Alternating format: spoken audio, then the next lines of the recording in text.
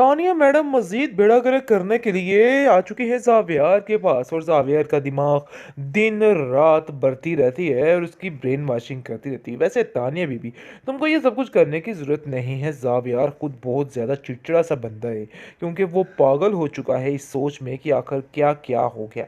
लेकिन दूसरी तरफ आप देखेंगे कि निगार भी सुकून से नहीं रहने वाली। जब निगार को इस बात का अंदाज़ा हो जाएगा कि उसने क्या किया है, तो सब कुछ ख़त्म हो जाएगा।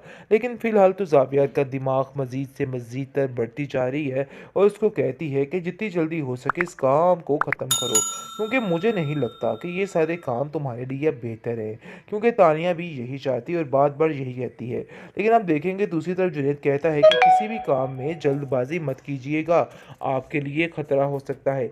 मैं आपको बार-बार समझाने की कोशिश कर रहा हूँ कि ये लोग जो आपके इर्द-गिर्द हैं, वो बिल्कुल भी आपके सगे नहीं हैं, लेकिन आपको इन बातों का अंदाज़ा ही नहीं हो रहा है। ये तानिया तो आपका भला नहीं चाहती।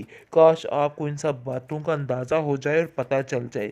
लेकिन अफ़सोस इस बात का है कि आपको बिल्कुल किसी बात की समझ नहीं आ रही है और आप सिर्फ़ और सिर्फ़ इन सब लोगों की बातें मान रहे हैं। लेकिन दूसरी तरफ निगार भी गुस्से में है और कहती है कि इस इंसान को तो पता नहीं क्या है। इसने आपकी बातों के अलावा इसको और कोई बात ही नहीं सूझती है और इसको ऐसा लगता है कि जैसे वही इस दुनिया में सच्ची है और बाकी सारी दुनिया झूठी है।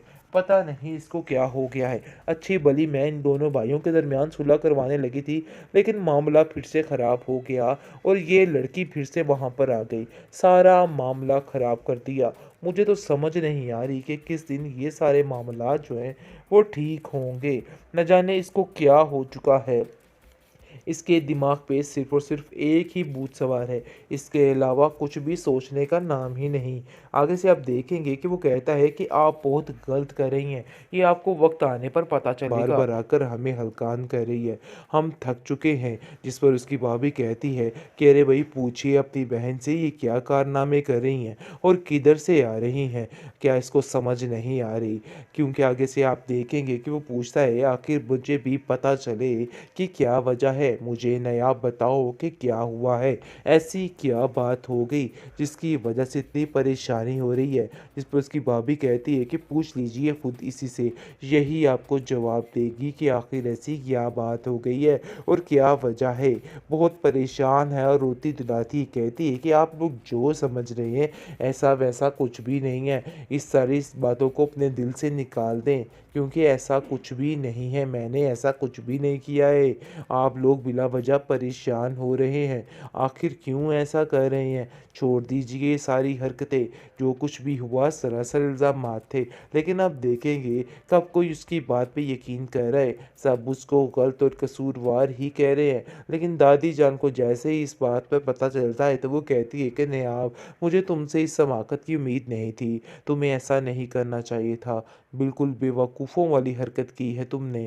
काश तुम्हारी अक्ल भी ठीक हो जाए, लेकिन मुझे नहीं लगता है कि तुम्हारा दिमाग जो है वो ठिकाने पे है। अपने दिमाग को दुरुस्त करो और अभी भी बाज आ जाओ। इन लोगों की बातें सुन सुन कर अब मैं तंग आ चुकी हूँ और मैं नहीं चाहती कि मज़ीद तुम्हारे ऊपर कोई उंगली उठाए।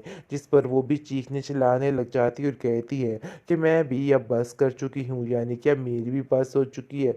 मैं अब इन लोगों की बातों के मज़ीद जवाब नहीं दे सकती हूँ।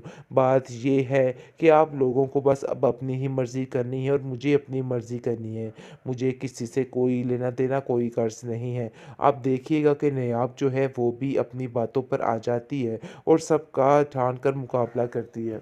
ट्रॉमा सीरियल दिल नादान जिसका एंड होने का नाम ही नहीं ले रहा है। खैर आप देखेंगे कि अब जाकर तानिया बहुत ज़्यादा हैप्पी हैप्पी दिखाई दे रही है, क्योंकि पहले तो वो भड़का रही है ज़ावियार को मज़ीद से मज़ीद तर उसको बता रही है कि अब वाक़ई में तुम इस लड़की को वापस ले आओगे। देखो जिसने इतना कुछ किया, इस घर को तबाह बर्बाद करके रख दिया।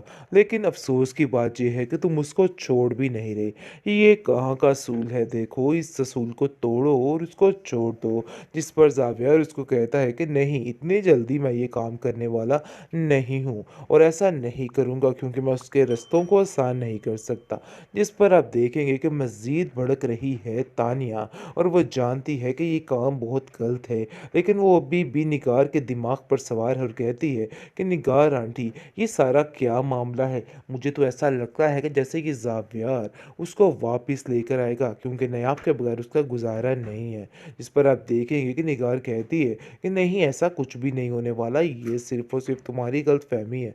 देखो, अपने ज़हन से ये बुरे ख़यालात निकाल दो, ऐसा नहीं होता है। क्योंकि वो जानती है कि इन लोगों को अगर वो जब तक पक्का नहीं करेगी, दोबारा से ज़ावियार फिसल सकता है और नायाब को माफ़ करके वापस ला सकता है। जो अभी तक नायाब को उसने नहीं छोड़ा, इसका मतलब है हो सकता है कि वो दोबारा से उससे माफ़ी माँगकर अपने घर ले आए। लेकिन मज़ीद आप देखेंगे कि जुनैद का यहाँ पर आना बिल्कुल भी तानिया को पसंद नहीं आ रहा है और तानिया कहती है कि उसका यहाँ पर आना बिल्कुल भी सेफ़ नहीं है। मुझे ऐसा लगता है कि जैसे वो आएगा तो सारे मामलात काफ़ी ज़्यादा ख़राब हो जाएँगे। दूसरी तरफ नायाब की ज़िंदगी बेचारी, जिसका कोई अक्षर नश्वर नहीं रह गया है, वो बेचारी जैसे ही घर आती है जुनैद से मिलके, तो काफ़ी ज़्यादा घर में हंगामा बर्पा हो जाता है और फ़ोन चला जाता है उसकी भाभी जान को और कहा जाता है कि इसको सँभाल कर रखिए, आखिर ये क्या चीज़ है? क्यों यहाँ पर बार-बार आकर हमें हलकान कर रही है? हम थक चुके हैं। जिस पर उसकी भाभी कहती है कि अरे भई, पूछिए अपनी बहन से ये क्या कारनामे कर रही हैं और किधर से आ रही हैं? क्या इसको समझ नहीं आ रही? क्योंकि आगे से आप देखेंगे कि वो पूछता है आखिर मुझे भी पता चले कि क्या वजह है, मुझे नायाब बताओ कि क्या हुआ है? ऐसी क्या बात हो गई जिसकी वजह से इतनी परेशानी हो रही है? जिस पर उसकी भाभी कहती है कि पूछ लीजिए खुद इसी से, यही आपको जवाब देगी कि आखिर ऐसी क्या बात हो गई है और क्या वजह है। बहुत परेशान है और रोती-धुलाती कहती है कि आप लोग जो समझ रहे हैं ऐसा वैसा कुछ भी नहीं है। इस सारी इस बातों को अपने दिल से निकाल दें, क्योंकि ऐसा कुछ भी नहीं है, मैंने ऐसा कुछ भी नहीं किया है। आप लोग बिला वजह परेशान हो रहे हैं। आखिर क्यों ऐसा कर रहे हैं? छोड़ दीजिए ये सारी हरकतें। जो कुछ भी हुआ सरासर इल्ज़ामात थे। लेकिन आप देखेंगे कब कोई उसकी बात पे यकीन कर रहा है। सब उसको गलत और कसूरवार ही कह रहे हैं। लेकिन दादी जान को जैसे ही इस बात पे पता चलता है तो वो कहती है कि नेहाब, मुझे तुमसे इस समाकत की उम्मीद नहीं थी। तुम्हें ऐसा नहीं करना चाहिए था। बिल्कुल बेवकूफ़ों वाली हरकत की है तुमने। काश तुम्हारी अक्ल भी ठीक हो जाए। लेकिन मुझे नहीं लगता है कि तुम्हारा दिमाग जो है वो ठिकाने पे है। अपने दिमाग को दुरुस्त करो और अभी भी बाज आ जाओ। इन लोगों की बातें सुन कर अब मैं तंग आ चुकी हूँ और मैं नहीं चाहती कि मज़ीद तुम्हारे ऊपर कोई उँगली उठाए। जिस पर वो भी चीखने चिल्लाने लग जाती है और कहती है कि मैं भी अब बस कर चुकी हूँ, यानी कि अब मेरी भी बस हो चुकी है। मैं अब इन लोगों की बातों के मज़ीद जवाब नहीं दे सकती हूँ। बात ये है कि आप लोगों को बस अब अपनी ही मर्ज़ी करनी है और मुझे अपनी मर्ज़ी करनी है।